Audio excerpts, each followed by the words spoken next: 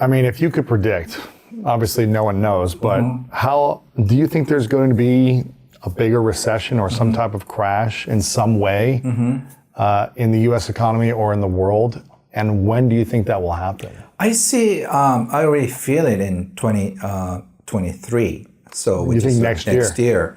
Because a lot is going to happen with the U.S. election and also the potential conflict in China and Taiwan, and also the gas shortage and everything, and also so many tons of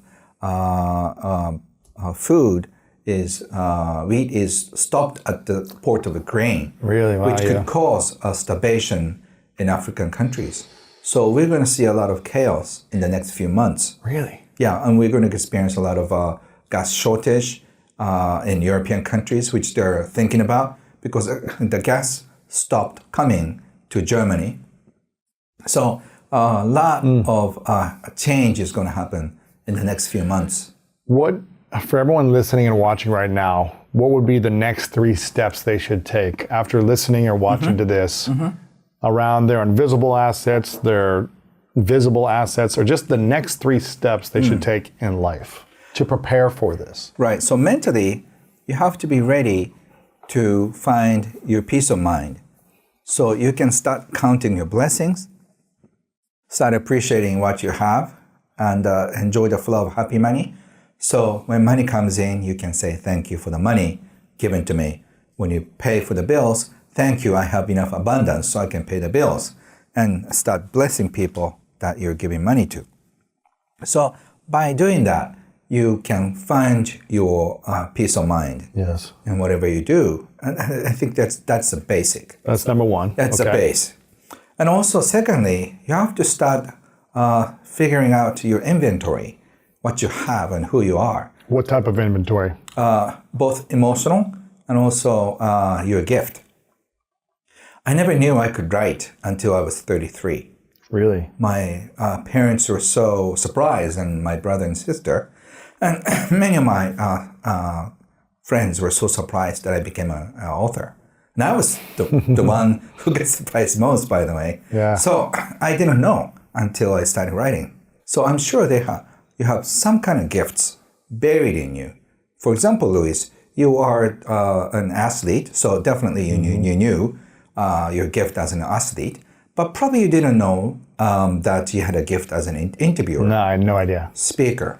Yeah. Writer. I had no idea. Writer, right? And also somebody who can motivate people. Right. You know, you use it for you to motivate yourself, but you didn't know you can impact millions of people. I had no idea. Right? So like when you're young, in your 30s and 40s, you never knew. And so you have to start looking at what you have. What skills, tools that you've developed that you could use if you need to. Yeah. And you have to multiply them because only single gift is not taking you far.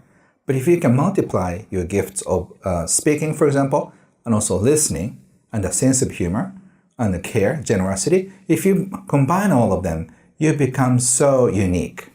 Yes. So once you become so unique, people start just coming to you because you're more attractive. Right.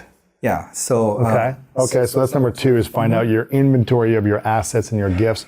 And I'm also assuming your inventory of like how much money you have, your investments, what you. But it's not so important. Okay. Because if you are not making much, it's not much anyway, right? What skills do you have? Yeah. Skills. Yeah. Right. So if your net asset is less than $300,000, don't worry about investing. I think you should invest in yourself. Invest in you. And take your friends out for dinner because it's going to pay more dividend. So be generous with your energy, your time, your gifts. Yes. And then the third step would be start getting support from everybody. You know, I have, say, for example, more than 10,000 people sending me money every month as a form of subscription online salon. Yes. So, and I haven't promised anything to do for them. So it's just a love money. So can, It's just what type of money? love money. Love money. Yeah. So 10,000 people Yeah. pay you money every month Yes, just because they $10. love you. Yeah. $10. That's how I feel. Wow. Are you offering them any? Are you giving them any I teaching? just say, I had this fun interview with Louis today, and I'm in Stockholm. I sent some videos, but I'm not promising like I do this, so I give you this, so give me this. Right. No, it's more of a casual thing. That's cool. So I have enough trust from people. So the happy money, so almost like is given in my custody, so I can help other people. That's cool. So if you start getting fan clubs or cheer supporters, so you can start with 5 people, and you can start having 10 people, 30 people. So the next economy will be very interesting because a lot of people support one another. So instead of working for one big company, say I have 300 people supporting me. Right. Say, and you can increase your monthly support money. Say $100 per month. If I get a support from 30 people, $100 a month, that's $3,000. Right. And if you get 50 people who are supporting you with $100, you already have a $5,000 income. So whatever you do, you don't have to be the next entrepreneur of the world. You can satisfy, or at least you can have deep connection with 50 people or 100 people who love you so much and who's not going to let you down when you fall. Yes. So if you have that strong trust from people, you don't have to worry about money for the rest of your life. Wow. What should be financial goals that people create for themselves? Should they have financial goals? Or? I don't think financial goal is necessary. If you want to buy a big house, you may need to have that. Sure. But financial goals people come up with, it's because they want to feel safe, sense of security. So you don't need to have a goal of $1 million, because when you reach $1 million, you feel like this is not enough. I need more, right? I need 2. And when you reach 2 millions, no, I think I should have 10. 3. Yeah, 3. Yeah. So instead, what I would recommend is once again get support from 50 people, and at the same time, if you can, imagine a joint account with your wealthiest acquaintance. You can think of me, or for me, I think of my mentor Wahid Takeda or Warren Buffett. Think about your imaginary joint account, and when something bad happens, you can withdraw as much money as you want. Really? So this fun illusion, like imagination. What does that do for you when you have that imagination? You feel that you're not alone, and if you're lucky, like when I was young, I had 3 millionaires who endorsed me, saying, "Ken, you can do whatever you want, and if you fail, I'm going to support your life for the rest of my life." Man, does that happen in Japan a lot? I think I heard a few Americans who experienced the same thing. Wow. So just imagine if you get that sense of security. Louis, I'm gonna just keep you afloat as long as I live. Wow. And so go for it. Okay. I'll text you if I need you, Ken. Yeah. so if you get an endorsement from wealthy people like that, that's cool. You don't have to worry about it. Just so imagine. How does someone get an endorsement from someone who has a lot of money like that? What can they do? I think you have to live your life purposes. That's another subject. But if you are living your life purpose, a lot of people support you. It's so true, because when I see someone who's coming up in business in their early 20s or something, and I see that they have a gift and they're using the gift consistently to create some type of value for the world, I notice it. I see it. I'm like, you're doing an amazing job. I'll reach out and message people and say, I love what you're doing. Keep it up. And I think even just doing that, showing people, hey, you're doing a great job, gives them encouragement to keep going, whether you're giving them money or not, but that's something you can do. And I think it's hard to see that when someone's not using their gifts. Right. You're not going to endorse someone if they're just like, everything is against me, the world is challenging, and I don't care about life. But when someone says, I'm going to take a risk, I'm going to use my gift and put myself out there, that's inspiring. In your book, which I love, by the way, again, I want to get this book, Happy Money, you talk about, I think you use a concept called money magnet, or like humans are like magnets and for money, right? And some people, it doesn't matter if you are a good person or a bad person, right? You have an analogy in the book where you say, you know, if a rock is falling, it doesn't care who it hits. It could hit a good person or a bad person. Right. Its gravity is pulling that rock to the ground, and it's going to hit whoever it hits, right? Based on where they're at. So, and you also talk about how most people think that it's not fair when they see someone bad or mean or greedy making all the money.